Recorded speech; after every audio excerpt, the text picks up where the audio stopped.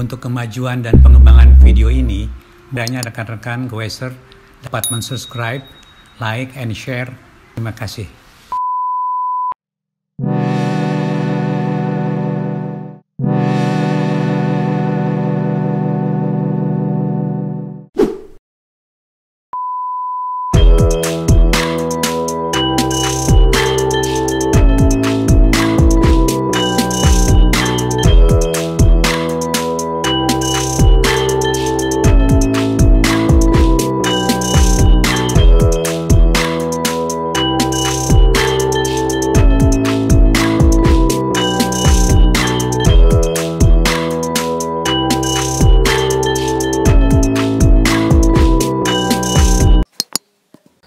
Selamat pagi menjelang siang, para sahabat Danis Baik.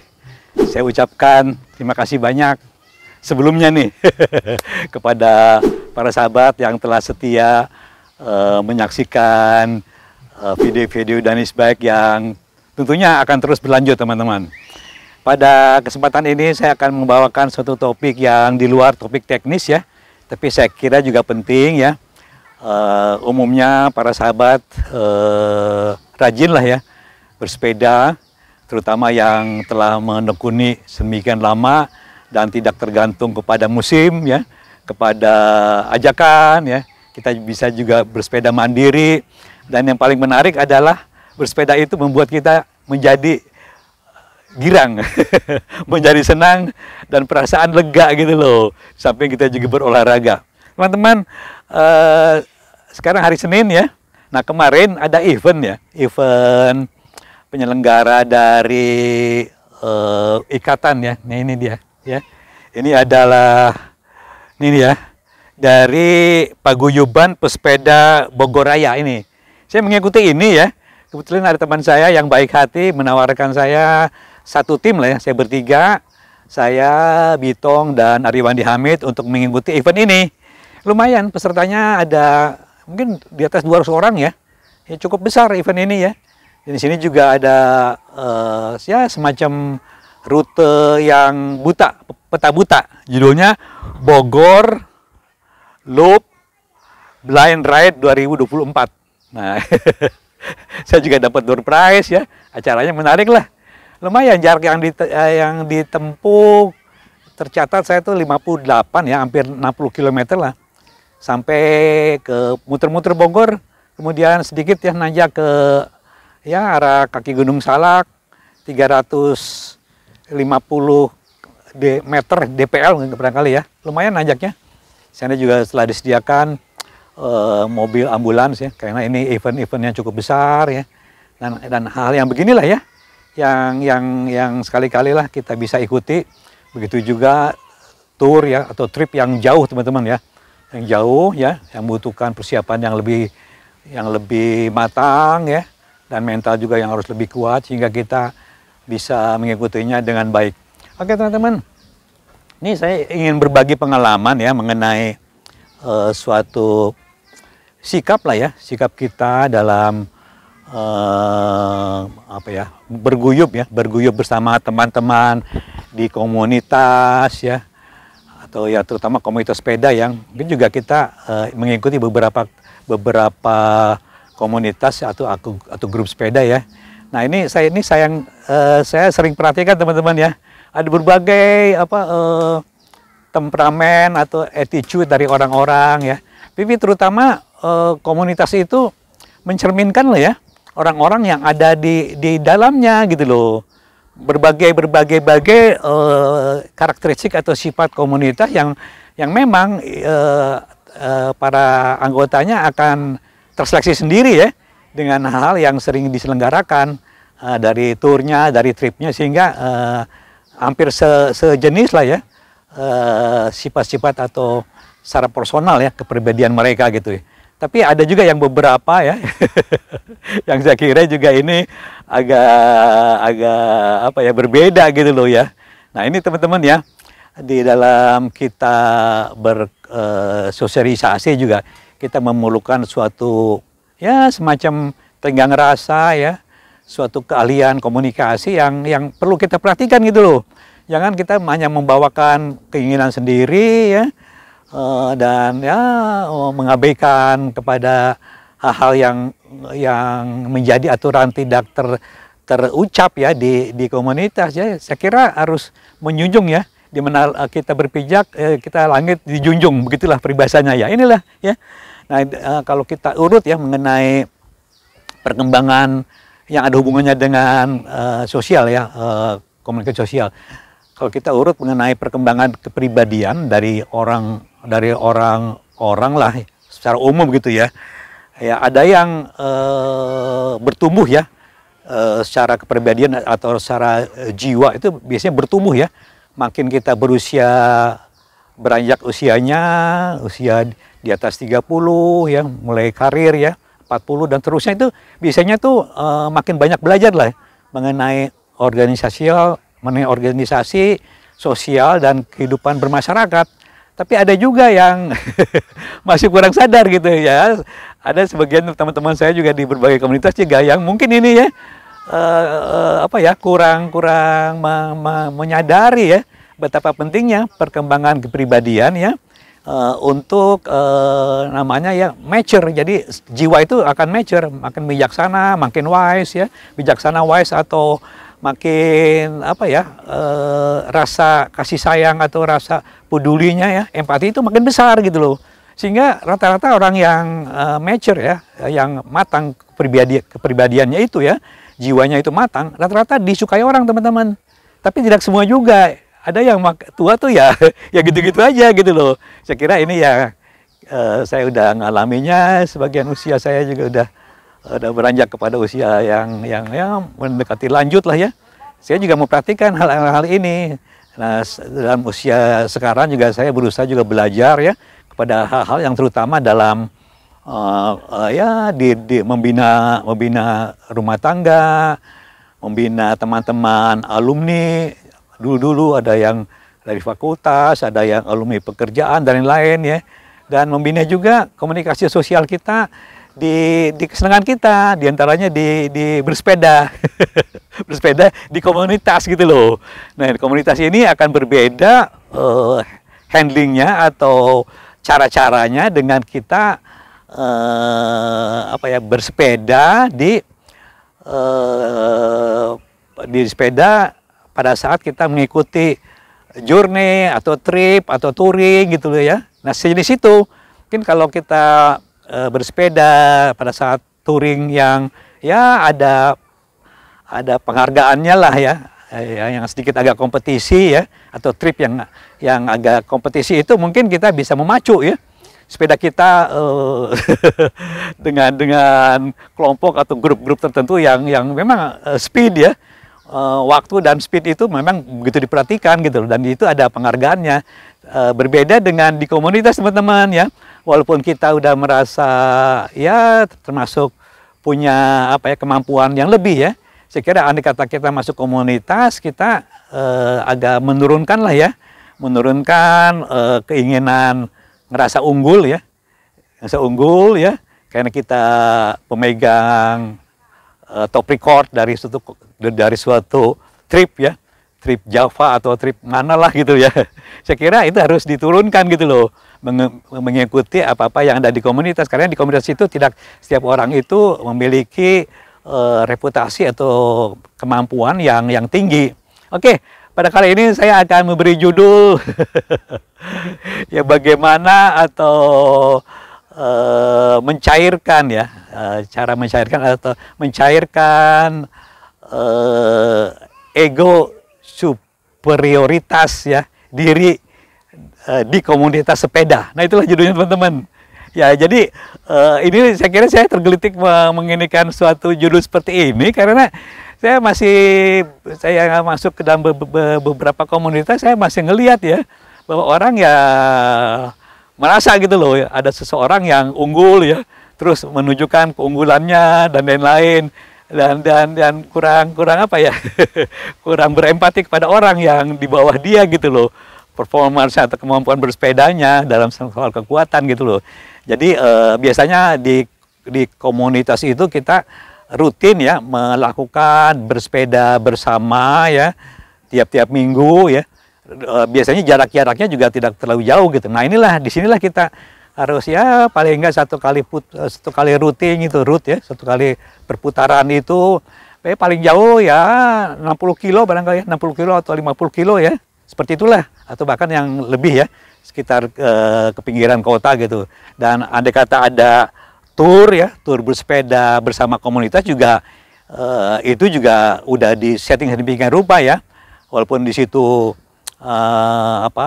kesempatan untuk mengeksplor ya, kemampuan kita juga tinggi. Saya kira itu tidak perlu teman ya, kita harus berini kepada lebih kepada banyak mengguyub lah ya, di komunitas itu, daripada menunjukkan bahwa kita itu lebih daripada yang lain. Ini teman-teman ya, ini saya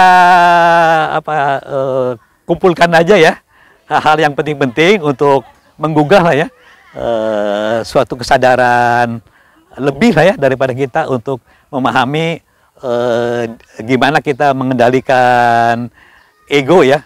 Ego itu penting ya. Jadi ciri kedirian kita. Jadi kebela diri, tapi juga harus kita kendalikan. Jadi ada 4 teman-teman ya, 4 kalau nggak salah ya. Pertama itu di komunitas itu ya, kita itu tidak perlu ya namanya penunjukan prestasi atau kekuatan kita di komunitas itu ya. Jadi menunjukkan kita bahwa kita itu ya dianggap lebih lah. Saya kira tidak perlu. Di sini bukannya di komunitas itu bukan ajang kompetisi. Nah yang kedua teman-teman ya, yang kedua itu di komunitas itu kita lebih mementingkan kebersamaan. Jadi menghilangkan semua ya hal-hal yang sifatnya lebih kepada ciri diri yang membanggakan ya, itu harus dilepas teman-teman ya, supaya kita lebih bisa guyup. Lebih baik kita sharing aja hal-hal yang umum ya, yang bukannya kepada kemampuan diri. Oke, yang ketiga teman-teman ya. Nah ini ya, bahwa kalau umumnya ya orang yang masih ya barangkali ya agak kuat atau belum mencairkan diri ya mengenai ego superioritas itu ya. Biasanya andai kata di komunitas itu ada yang melebihi dia akan ini teman-teman ngerasa kecewa. Wah, gue bukan yang paling hebat di sekarang gitu, atau teman-teman menganggap gue bukan paling hebat. Nah inilah, jadi tidak usah ya. Jadi ada rasa kecewa ini pastilah ya. Nah ya kecewa. Nah yang keempat teman-teman ya. Nah ini teman-teman ya, apapun juga bidang olahraga, bidang persaingan, prestasi, reputasi juga ya. Ini ada istilah teman-teman ya, di atas langit masih ada langit. Nah itulah, jadi lebih baik ya kita tidak usah, apalagi di komunitas ya. Kalau di kompetisi silakan aja. Ya itu. Jadi tidak usahlah kita menunjukkan diri ya. Nah yang menggongnya teman-teman, saya lupa nih satu lagi terakhir nih ya. Jadi ciri orang yang sebenarnya ya, yang memiliki superioritas sejati itu ya, sebenarnya orang yang rendah hati teman-teman. Betul-betul dia nggak ngerasa seperti apa-apa, yang kemampuan yang dimilikinya untuk bisa mendapatkan pujian atau ya sanjungan tertentu bahwa saya tuh lebih dari teman-teman di komunitas lainnya. Saya kira itu akan teredam ya dengan rendah hati gitu loh. Rendah hati itu suatu obat yang paling manjur ya untuk disenangi orang. Tanpa itu pasti kita akan menunggu komentar-komentar orang mengenai kita. Oh, pasti soalnya gini teman-teman. Umumnya pembicaraan di komunitas sepeda itu mengenai actionnya pada saat kita di jalan pasti diceritakan bagaimana ditanjakannya, diturunannya pada saat menghadapi hambatan dan lain-lain, pastilah itu dibicarakan. Jadi andai kata kita tidak menunjukkan kemampuan kita, malah kita membantu mereka ya untuk bersama-sama terus, tidak nyelonong sendiri ke depan ya untuk nunggu di sana. Saya kira itu lebih baik ya kita bersama-sama aja ya, malah membimbing teman-teman yang di belakang dan lain-lain. Oke teman-teman ya, ada 5. Oke, ini saya uraikan lebih detail teman-teman ya mengenai kelima hal ini ya, supaya teman-teman lebih menghayati lah ya poin-poin penting atau hal-hal yang saya kira perlu diperhatikan ya, bagaimana kita ya meminimalisasi atau mencairkan ego superioritas diri ya di dalam komunitas sepeda. Yang pertama teman-teman ya, yang dalam komunitas itu bukan arena untuk kompetisi, ingat ya. Bukan di komunitas itu bukan arena untuk kompetisi. Ya jelas ya. Itu pegangan kita loh. Jadi kita lebih baik. Nah, yang poin yang kedua ya. Nah, ini adanya rasa kebersamaan, mencairkan rasa kebersamaan, saling membantu, ya saling berseloroh untuk bercerita berbagai macam hal yang lucu-lucu yang membuat kita bisa berbagi bersama gitu ya, ceria, bertawa-tawa mengenai hal-hal yang terjadi, kejadian di perjalanan dan lain-lain gitu loh. Barangkali juga ada membicarakan sepedanya, ada yang bagus, ada yang kurang, dengan komentar-komentarnya yang tidak menjatuhkan gitu, malah menjadi bahan guyonan gitu. Oke. Nah, yang ketiga ini ya, itu tadi pentingnya kita kebersamaan itu ya, tidak menunjukkan kita tuh siapa untuk dihargai, lebih kita itu mencairkan diri ya ke dalam perasaan halayak teman-teman semuanya. Nah, yang ketiga ini ya, jadi kita tidak akan ada rasa kecewa karena kita tidak berpikir dalam mindset kita, pikiran kita itu kita adalah orang yang unggul ya, secara kekuatan ya, secara kemampuan untuk menempuh perjalanan yang berbagai-bagai dan selalu lebih cepat. Jadi kita tidak ada pikiran itu. Andai kata pun ada yang lebih dari kita, ya oke, nggak apa-apa. Nanti dibuktikan aja di arena kompetisi yang ada kejuaraannya, hadiah rankingnya gitu loh. Buktikan aja nanti kalau di sana, tapi jangan di komunitas.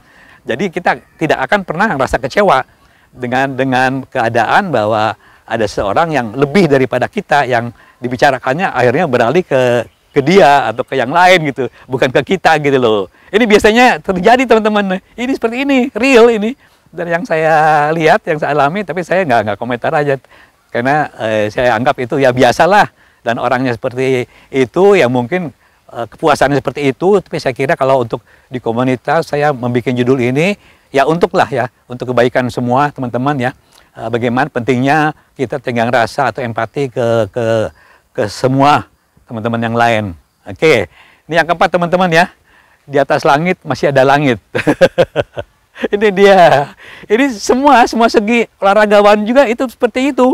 Maka olahragawan itu harus punya sikap rendah hati dan sportif, menghargai kemenangan orang dengan legowo, mengasih selamat ya, dan lain-lain, bahwa saya itu masih juara kedua, juara ketiga, bahkan belum ada nomor lah gitu ya. Ini masih harus menghargai.